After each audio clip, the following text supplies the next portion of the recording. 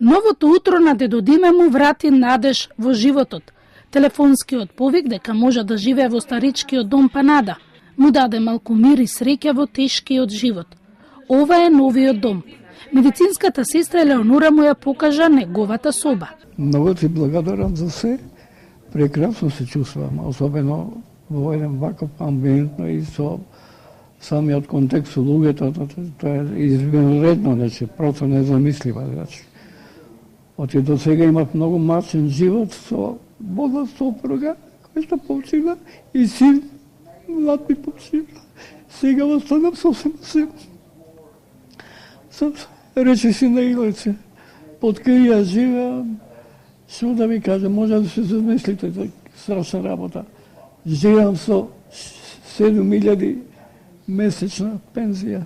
Ова е најмалку што може да се направи за човек кој е во старост.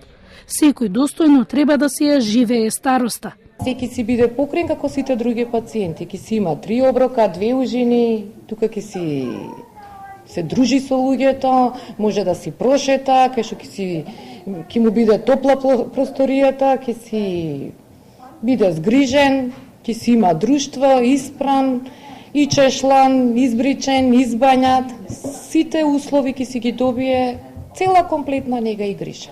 За добре дојде со кафе го почна денот во домот.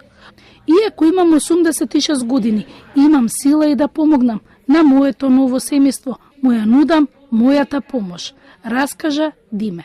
Мислам, возраста не е битна, како се чувствува човек. На некој начин сепак си со оглед на годините, витена си, би можел да помагам. Што би можел, еве? Би можел да помагам. Било што. Тој од понеделник ќе се пресели во новиот дом.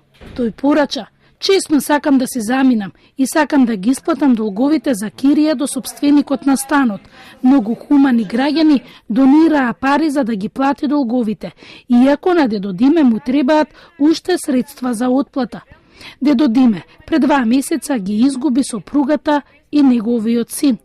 Се уште ги плаќа кредитите што ги земале за лекување на синот.